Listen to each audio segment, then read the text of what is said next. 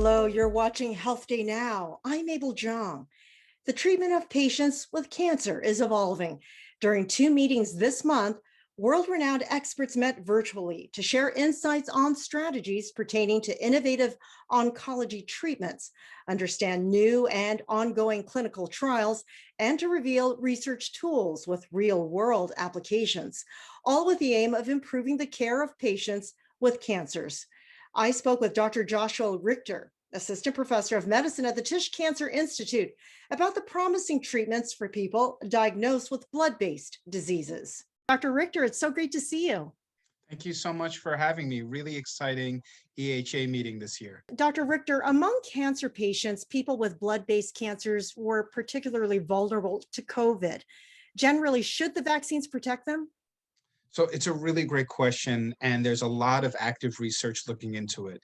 We know that people with hematologic malignancies generally don't have the same robustness of their protection as people without hematologic malignancies, but it's not all or none. A lot of people are measuring their antibody levels, which kind of shows their B cell response. Some of the researchers at my institution are actually doing studies looking into the T cell response. So even those people that show no antibody production may still have some protection against COVID. But we're actively looking at some strategies to augment patients with hematologic malignancies in terms of their response to the COVID vaccine.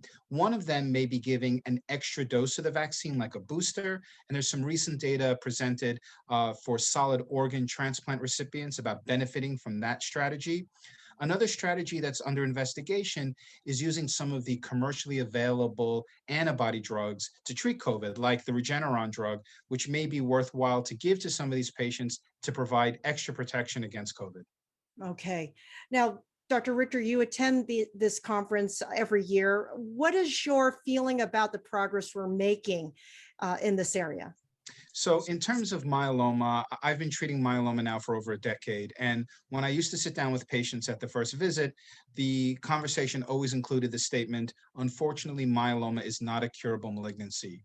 Nowadays, when I sit down with patients, I say, there is no cure today, but my role as a clinician is to keep you going until there is a cure. And I think with all the advances that we've seen at meetings such as EHA, ASCO, and ASH, with all the new developments, the targeted therapies, that a cure for many, if not all patients, is going to be within our sights.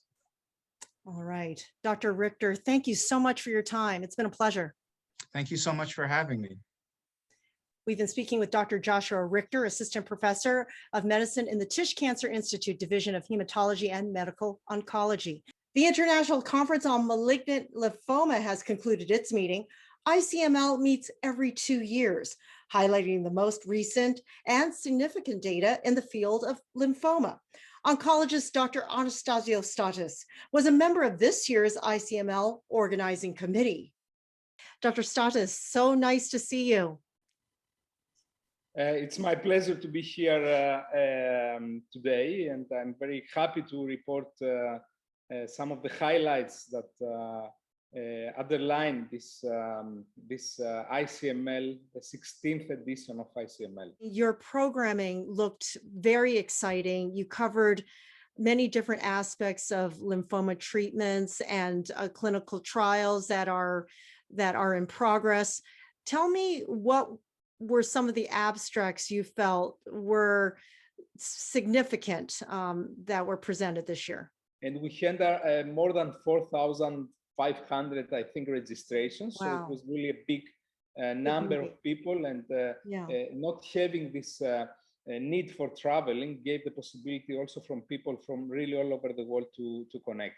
So the meeting, despite this, let's say, shorter duration through the day, it really covered all the aspects from biology to clinical trials.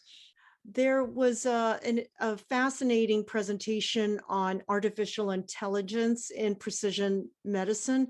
Can you talk a little bit about the potential of that and what sort of treatments will that make possible in the future? So there has been a session in this ICML in the first day, if I'm not wrong, in artificial intelligence. And it is very interesting to see all these possibilities. I think that one application would be in the diagnostics, so they could help our pathologists, they could assist the pathologist with making better diagnosis, so more accurate diagnosis, and help what is, of course, let's say the human error, right? So that they could assist with that. That would be a great application of machine learning and artificial intelligence. There were some talks also on the possibility of employing this in defining the molecular biological characteristics of tumors, and also on assisting clinical trials, trial endpoints. There are several applications. I think the one in the diagnostics would be the one that I could see as something that could have a quicker approach in the practice. Okay. And Dr. Stathis, my final question is, what sort of comment can you offer the general audience about the status of the fight against lymphoma diagnosis? Are you hopeful that progress is being made quickly, or do you feel that there's so much more that needs to be learned about this particular form of cancer? Yeah, I think that's an important question, and lymphomas have served as a paradigm on how we treat today. As I'm a medical oncologist, so how we treat today many other cancers. Yeah. So if we think in some lymphomas like Hodgkin lymphoma,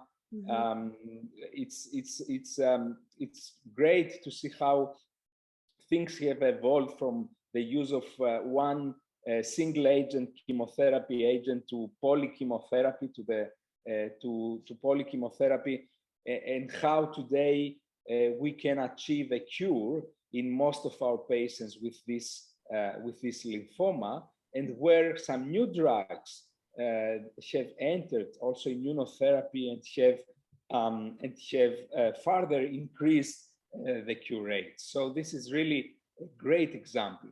Now, in the non-Hodgkin lymphomas, and there are different types of non-Hodgkin lymphomas. There are types that are aggressive ones, but can be cured with chemotherapy, the indolent ones. Now, I think the message, it can be only positive. Of course, we have a lot of work to do in order to be able and cure the patients that today we cannot still cure. But with the advent of new therapeutics and with the advances on the knowledge of the biology, on the genetics of these diseases, I'm positive that we will further increase and improve the outcome of patients with these diseases. As I said, of course, there will be need a lot of work. We still do not. We are not able to cure all our patients with lymphoma. There are diseases that are refractory, resistant to our treatments, and there is need to work a lot. But there has been already a lot of progress. All right, Dr. Stathis, it's been a pleasure to speak with you. Thank you so much for your time. Thank you very much. And you've been watching Health Day Now. Thanks for joining us. I'm Mabel Jong.